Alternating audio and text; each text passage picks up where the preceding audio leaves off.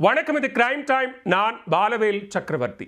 India Pakistan இடையிலான தாக்குதலை உடனடியாக நிறுத்துவதற்கு இரு நாடுகளும் ஒப்புக்கொண்டதாக அமெரிக்க அதிபர் டொனால்ட் ட்ரம்ப் அறிவித்துள்ளார்.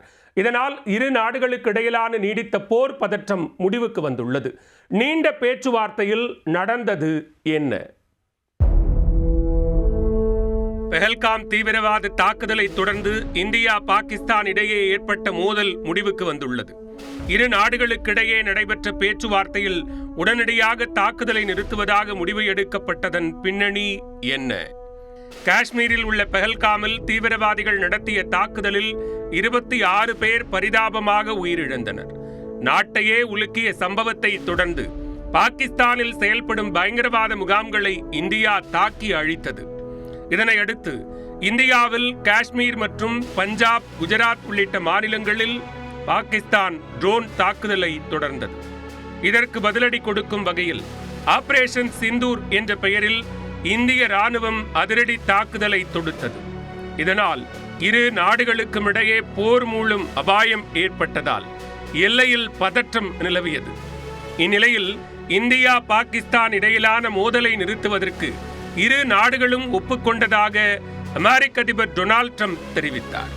இது தொடர்பாக தனது எக்ஸ் பக்கத்தில் பதிவிட்டுள்ள ட்ரம்ப், இந்தியா பாகிஸ்தான் இடையிலான பதற்றத்தை தணிக்க அமெரிக்கா தொடர்ந்து முயற்சி மேற்கொண்டு வந்ததாக குறிப்பிட்டுள்ளார். அதன் பயனாக இரு நாடுகளும் மோதலை நிறுத்துவதற்கு ஒப்புக்கொண்டதாக குறிப்பிட்டுள்ளார். எனவே தாக்குதல் நிறுத்தம் உடனடியாக அமலுக்கு வருவதாகவும் டொனால்ட் ட்ரம்ப் தெரிவித்தார்.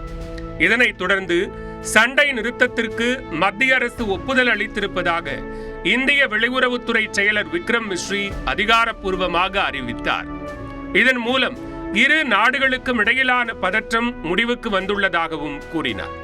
அதன்படி சனிக்கிழமை மாலை 5 மணியுடன் மோதல் நிறுத்தப்பட்டதாகவும் அடுத்த கட்டமாக வரும் 12ஆம் தேதி இரு நாட்டு ராணுவ உயர்மட்ட பேச்சுவார்த்தை நடைபெறும் என்றும் சுட்டிக்காட்டியுள்ளார்.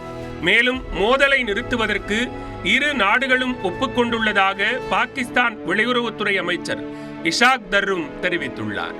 அதே வேளையில் பயங்கரவாதத்திற்கு எதிராக இந்தியா உறுதியாக நின்றது என்று வெளியுறவுத்துறை அமைச்சர் ஜெய்சங்கர் தெரிவித்துள்ளார்.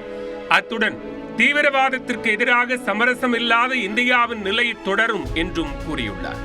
இதனிடையே இந்திய விமானங்கள் செல்வதற்கான வான்வெளியை பாகிஸ்தான் மீண்டும் திறந்துள்ளது.